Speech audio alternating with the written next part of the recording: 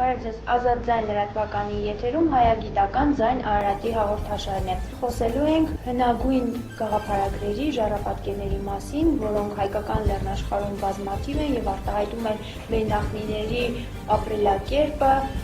հոգեվոր, ոգեղեն, մշակութային, ինչպես նաեւ տիեզերական գաղափարները։ Մեր հյուրն է հայագետ Համլետ Մարտիրոսյանը։ Բարև ձեզ, պարոն Մարտիրոսյան։ Ես արդեն իսկ նշեցի, որ խոսելու ենք ժառապատկերների մասին եւ կցանկանայի դուք մի փոքր ներկայացնեիք ժառապատկերների ժամանակագրությունը եւ տարածքները, թե որտեղ են հիմնականում հայտնաբերվում։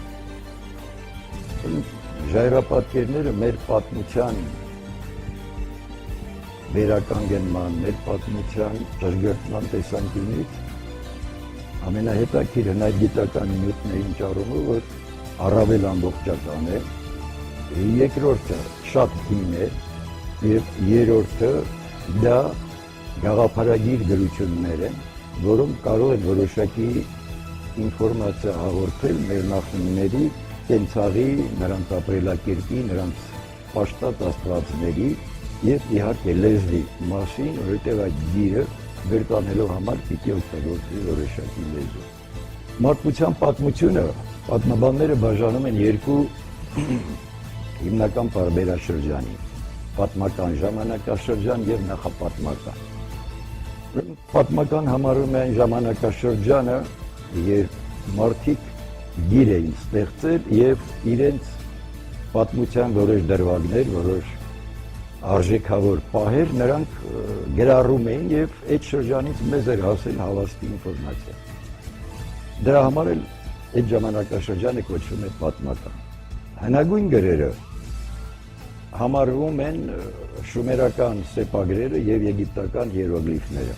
Այդ իսկ պատճառով պատմական ժամանակաշրջանը համարվում է, որ սկսում է մոտավորապես 5000 տարի առաջ։ Դրանից առաջ նախապատմական ժամանակաշրջանն է եւ ժայռապատկերները վերաբերվում են հենց այդ ժամանակաշրջանին։ Երբ որ մենք բացահայտում ենք, որ ժայռապատկերները դրանք գաղափարագիր գրեր են, գաղափարագրության նախնական ձևն է, ծագումը, ապա այդ հետազոտությունները, այսինքն ժայռապատկերների ուսումնասիրումը, նրանց վերծանումը, ընթերցումը հնարավորություն կտա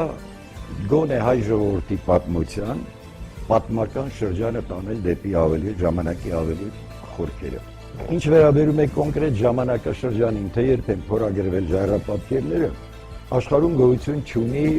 մի ամբողջական համակարգ, թվագրման մեթոդիկա,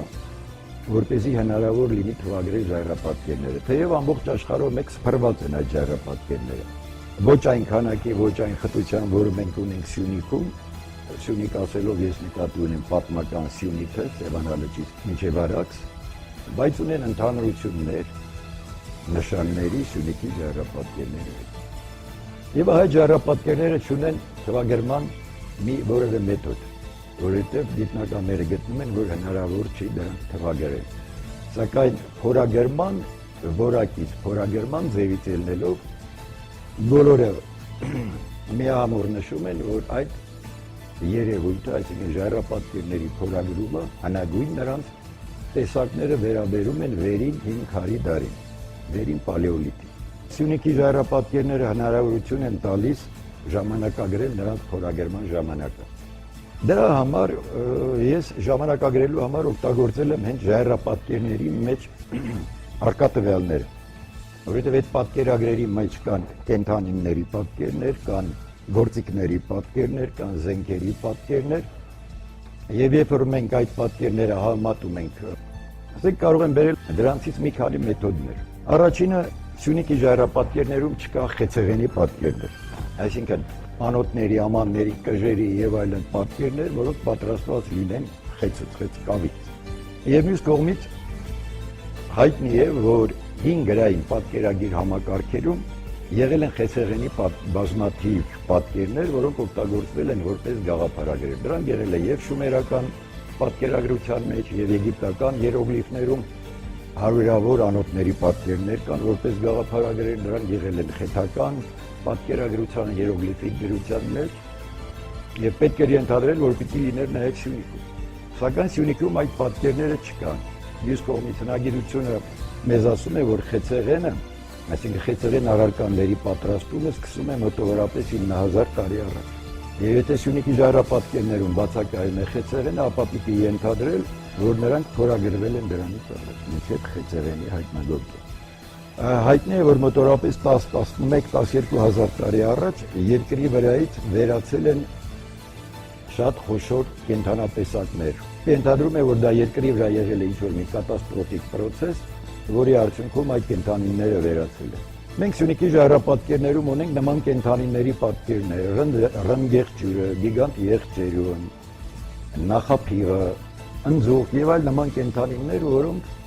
մոտ 11-12 տարի առաջ վերացել են։ Եթե ժայռապատկեր փորագրողը փորագրել է այդ կենդանուն, ապա նա պիտի փորագրեր այդ կենդանու գոյության ժամանակ։ Ուրեմն ժայռապատկերները ամենայն դեպս այդ կենդանիների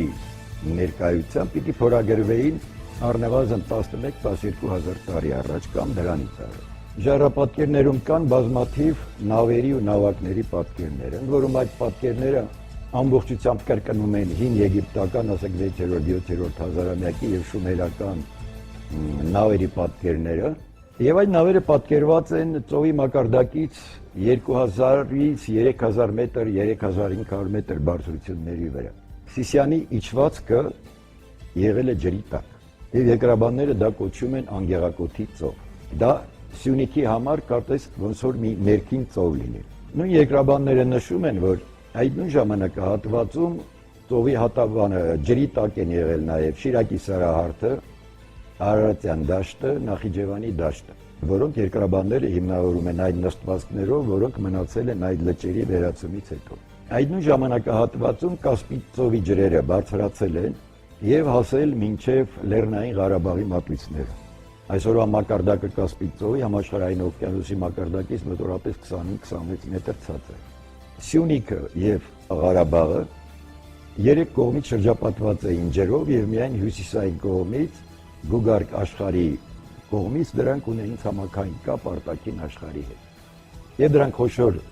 ջրային ավազաններ էին, որտեղ նրանք կարող էին նավարկել այն նավերով, որոնք իրենք կառուցել եւ պատկերել են ժայռերի վրա։ Իսկ այդ ծովերը վերացել են մոտավորապես էլի 10-12 տարի առաջ, այդ ջրային ավազանները։ Այսինքն նորից մենք կարող ենք պնդել, որ ժայռապատկերները փորագրվել են 10-11 տարուց այն կողմ։ Կարծում եմ այսքանը բավական է պատկերացում կազմելու համար, որ ժայռապատկերները, Սյունիքի ժայռապատկերները պատկանում են վերին քարի դարի ժամանակաշրջանին։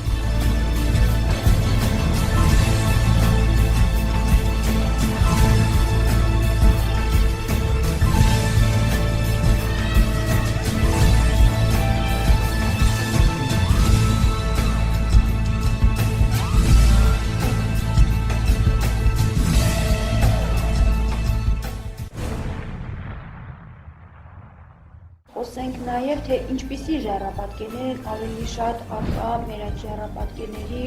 համայնքապատկերում։ Ամենաշատ պատկերները, դա մոտավորապես 47 երևի, եթե չեմ սխալվում, տոկոսը դրանք այծապատկերներ են։ Եվ պատահական չէ, որ ժողովրդական լեզվում ժայռապատկերները կոչվում են իծագրեր։ Այսինքն դրանք մի գրեր են, որոնք կազմված են այծերի պատկերներով։ Ապա երկրորդ տեղում մարդու պատկերներն են։ Երրորդը արդեն գալիս են հովազի հետ միասին, ցուլը, եղջերուն եւ այսպես կոչված օծապատկերները։ Մնացած պատկերները արդեն սրանց հետ համեմատած ավելի քիչ են։ Տեսնում ենք նաեւ այն հիմնավորումը, թե ինչու այծապատկերները, առյուծի պատկերները, ցուլի պատկերները ավելի շատ լինեին մյուս կենդանապատկերների։ Այդ հիշալ կենդանապատկերներով գաղափարագրվել են Սյունիքին բնիկների դիցաբանական պատկերացումները, նրանց աստվածների անունները, մականունները, էությունները, ֆունկցիոնալ գործունեության ասպարեզները, այդ կենդանակերպերն են, որ ներկայացրել են նրանց հիմնական աստվածները։ Նախ այծի անվանման մասին։ Հայերենում այծը ունի 30-ից ավել անվանումներ։ Ուրիշ ոչ մի կենդանի այդքան շատ անվանում չունի։ Եվ եթե մենք այծի ամեն մի անունով համանունության սկզբունքով գաղափարագրենք որևէ բառ, որոշակի իմաստ արտահայտող, ապա այծի պատկերով առնվազն 30 եւ ավելի վերացական իմաստարտահայտող բառեր կարող են գաղափարագրել։ Եթե ուզում ենք մի վերացական բառ գրել, որովհետեւ գաղափարագրել նշանակում է որոշակի բառ գրել եւ այդ բառը հնչեցնել։ Օրինակ մենք ուզում ենք գրել Աստված բառը, գաղափարագրել Աստված բառը։ Դա կարող ենք անել այծի պատկերով, ելնելով նրանից, որ համանուն են այծի անվանումներից մեկը եւ Աստված նշանակող մի որևէ բառ հայերեն։ Իսկ այդ բառերն են այծի դիգ անվանումը, որից ունենք տիկ, բոլորին հայտնի է հեղուկի ամանը մորթուց պատրաստվող, եւ հայերենում ունենք դիկ, Աստված, որ հայերենում միշտ այդ քն եւ ընկալում է որպես հոգնակիակերտ մասնիկ, բայց դիկ բառը հայերենում միշտ օգտագործվել է եւ եզակի եւ հոգնակի ձևերով։ Եթե պատկերացնեք այծի պատկերը, ասենք սա մեջքն է այծի, սա էլ իր երջուրներն են։ Այս երջուրների եւ մեջքի արանքը դա ես անվանում եմ այծի գրատախտակ, այդպիսի անվանում են տվել։ Այդ այծի գրատախտակի վրա արդեն վերացական մեկ կամ մի քանի նշաններով գրվում է տվյալ Աստծո արդեն կոնկրետ անունը կամ մականունը։ Իսկ դիկ բառը արդեն, ասենք այն ժամանակներում այդ պաշտամունքային որպես տերմին պիտի շատ օգտագործվեր, որտեղ բոլոր աստվածների անունները պիտի գրվեին այդ բառով։ Հայերենում էծ է, այսպիսի բառ ունենք, որ բարբառային բառ է, գրափարում գրական մատյաններում չի օգտագործվել, բայց շատ տարածված է բարբառներում, որ նշանակում է մեծ մայր։ Եվ ունենք այծի այծ, էծ, ած անունը։ Այսինքն այծի այծ, էծ անունով մենք կարող ենք գաղափարագրել էծ է մեծ մայր։ Ընդ որում, ասենք շատ դեպքերում, քանի որ ժայռապատկերների հիմնական թեմատիկան, ասենք, թեմատիկաններից մեկը, եթե ոչ ամենահիմնականը կապված է ընդերքի քաղցրահանջրերի, աղբյուրների պաշտամունքի հետ, ապա անհրաժեշտություն կար նաև գաղափարագրել ընդերք նշանակող որևէ բառ։ Դա կարող ենք անել նույն այծի նույն դիկ անունով, որովհետև հայերենում ունենք նաև տիկ, որը նշանակում է խորխորատ, անդունդ, ընդերք։ Ցուլին եթե անդրադառնանք, հայերենում ցուլ բառը կարող ենք համանուն դնել ցոլ բառի, լույս, ճառագայթ։ Բոլորիս հայտնի է, որ ցուլը հին դիցաբանական աշխարհում եղել է եւ լուսնի աստվածուհու, այսպես ասած, խորհրդանիշը, եւ ամպրոպի Աստծո։ Եվ բացատրությունը այդ ցոլ բառն է, որ լույս, ճառագայթ նշանակող բառով պիտի գաղափարագրվեր, ասենք, լուսնի անունը։ Բայց ինչպես տարբերակել, ասենք, թե որ դեպքում պիտի դա որպես լուսնի աստված եւ որ դեպքում որպես ամպրոպի աստված։ Դրա պատասխաննել են գտնում հայերենում, որովհետեւ հայերենը տարբերակում է ցոլանել եւ ցոլանալ։ Դրանցից մեկը նշանակում է կրակժայթքել եւ մյուսը նշանակում է լույս ճառագայթել։ Այսինքն այն իմաստը, որ լույս ճառագայթելն է, դա պիտի վերաբերվի լուսնի աստվածուհուն, եւ այն տարբերակը, որտեղ կրակժայթքելն է, դա պիտի վերաբերվի ամպրոպի Աստծուն, եւ հաճախ մենք ասենք իմ պատկերագրության մեջ տեսնում ենք, որ ամպրոպի Աստված պատկերվում է ցլի վրա կանգնած ձեռքին երաժանին լույսի ճառագայթների նմանով։ Առյուծի գրափարյան ձևը արև եւ արիվծ վյուն, արի վյուն եւ արի վյուն։ Այսինքն ունի ճիշտ ննգրություն ինչ-որ հայերեն արև բառը։ Տարբերությամբ, որ արյուզ բառի մեջ դա հնչում է ռեյով, իսկ արև բառի մեջ դա արկա հնչում է։ Հայտնի է, որ արյուզը դա արևի խորհրդանիշն է։ Այսինքն նույն արյուծի պատկերով գաղափարագրվել եւ հնչեցրել է արև բառը։ Ընդ որում նաեւ արիվ ձևը, արյուծի արյուծ ձևի, որովհետեւ շատ բարբառներում արև բառը հնչեցվում է հենց արիվ ձևով։ Բայց նաև գրափարում ունենք արյուծի առոյց ձևը, որ եթե ծն նորից հանում ենք, ապա մնում է առոյ, որ առու բառի սեռական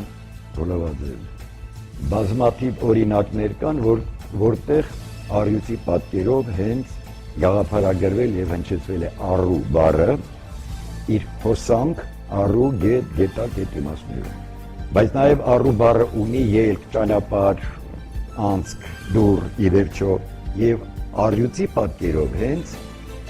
գաղափարագրվել է այդ բառը արդեն դարպաս դուր անցք ճեղք ճանապարհի իմաստ։ Դեռ հին ժամանակներից սկսած տաճարների, պալատների, կամուրջների մուտքերի մոտ, ճանապարհներից սկսվելու վայրերում զույգ առյուծների, ասենք, կամ ասենք բերդերի, դարպասների վրա զույգ առյուծների պատկերներ են, որոնք գալիս են հենց Սյունիքի ժայռապատկերների այդ գաղափարագրում։ Առյուծի պատկերը եւ թռչնի պատկերը միացնում են իրար, դառնում է թևավոր առյուծ։ Հայերենում թռչնի ընդհանրական անունն է հավ։ Հիմա եկեք միացնենք իրար։ Դառնում է հավ, առոյ, հավառոյ, հավառի։ Հայերենում մենք ունենք այդ բառը։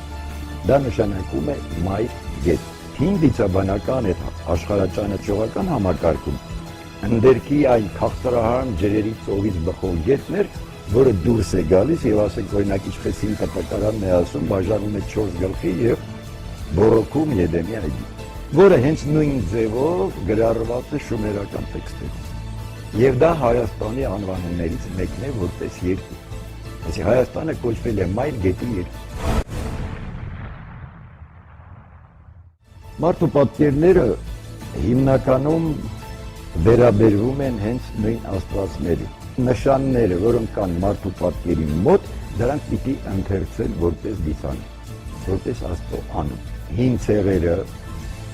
նույնիսկ ժամանակակից շատ ցեղեր, որոնք դեռևս գտնվում են կամ նեոլիտիկ կամ, չգիտեմ, բրոնզե դարի եւ այլն այդ ֆեոդալական կամ ժամանակներում, դրանցից շատերը պաշտել են տոտեմների, կենդանիների տեսքով, թռչունների տեսքով, չգիտեմ, լեռան եւ կամ այլ ինչ-որ պատկերների տեսքով։ Սյունիքի ժայռապատկերների ստեղծալները ցույց են տալիս, որ դեռ այն ժամանակ, այսինքն վերին քարի դարում, Սյունիքի բնիկը իր Աստծուն պատկերել է մարդակերպ։ Կան մարդկանց պատկերներ, որոնք հսկայական չափերի են եւ կան փոքր, այսինքն դրանք այնպես Աստված է կողմնաշեն։ Հիմնականում մեծ ու փոքրությունը գալիս է, ասենք, տնող որդի այդ պատկերից, որովհետև կամ պիտի դու հավելյալ նշան դնես տնող որդի կամ չափերով դու պիտի իրանց տարբերակես, որովհետև որդի Աստծո գաղափարը եւ հայր Աստծո, մայր Աստվածուհի եւ այլն այդ գաղափարները Սյունիքի ժայռապատկերներում կան եւ բնականաբար դրանք ինչ որ մի ձևով պիտի արտահայտվեն։ Ահա մենք այդ ժայռապատկերների ուսումնասիրելով գանք այն եզրահանգման, որ մեր նախնիները եղել են կրթված, զարգացած մարդիկ, ովքեր հենց այդ միջոցով են փորձել արտահայտվել։ Պարզ ձևով, բնական ձևով իրենք կարողացել են խնդիրը լուծել, բայց լուծելուց առաջ նրանք կարողացել են խնդիր դնել։ Իսկ նրանց խնդիրը մեկն էլ եղել է՝ հաղորդակցվել իրենց Աստծո հետ։ Մենք երբ որ այսօր ուզում ենք մեր Աստծո հետ որպես քրիստոնյաներ հաղորդակցվել, մենք գնում ենք եկեղեցի կամ տան մի անկյունում առանձնանում աղոթում եւ այլն։ Նույն խնդիրը ցանկացել են լուծել նրանք։ Իրենց պետք է հաղորդակցվել Աստծո հետ, բայց դեռ չկա տաճարը, դեռ չկա քահանան եւ չկան մյուս ատրիբուտները։ Նրանք խնդիրը դրել են Աստծո հետ հաղորդակցություն։ Իսկ այդ հաղորդակցմանը, այդ խնդիրը լուծելուն օգնել է այդ պատկերագրությունը, որովհետև մարդը Աստծո հետ հաղորդակցելու համար ինքը պիտի որոշակի անա, պատկերացնի, զգա իր Աստծուն։ Եվ այստեղ խնդիր է առաջանում Աստծուն բերեմ Աստծուն իմ մոտ։ Կոնկրետ դնեմ իմ դեմը եւ խոսեմ իր հետ։ Այսինքն առաջ է գալիս տաճարի նախնական գաղափարը, առաջ է գալիս նախնական այդ սրբապատկերի գաղափարը։ Իսկ Աստծո հետ հաղորդակցումը բոլոր կրոններում, սկսած ամենահին ժամանակներից մինչև մեր օրերը, դա կենտրոնացում է Աստծո անվան գաղափարի էության վրա։ Նա դրել է խնդիր Աստծո հետ հաղորդակցվելու եւ լուծել է մի քանի խնդիրներ, ստեղծել է տաճարի գաղափարը, ընդ որում շատ շուտ սկսել է արդեն տաճար կառուցել, որովհետեւ ժայռապատկերներում կան տաճարների նախագծեր իրենց նշաններով։ Ասեք, այս տաճարի մեջ ինչ Աստծո պաշտամունք է տարվել, ինչ է եղել եւ այլն։ Լուծում է այդ խնդիրը եւ վերջապես, որ կարևորագույններից մեկն է, նա արարում է գիրը, ստեղծում է գիրը, որտեղ այդ պատկերագրությունը հազարամյակներ անց նոր պիտի վերափոխվեն գրային գրության այդ ձևերի, բայց սկզբունքները մնալու է այն, ինչ որ դրել էր գրի ստեղծման հիմքում Սյունիքի բնիկը։ Սիրելիներս, այսօր այսքանը, Ազատ ձայն լրատվականի եթերում հիշեցնեմ, որ Ձայն Արարատի հայագիտական հաղորդաշարն էր եւ մեր հյուրն էր հայագետ Համլետ Մարտիրոսյանը։ Ստեսություն կհանդիպենք հաջորդ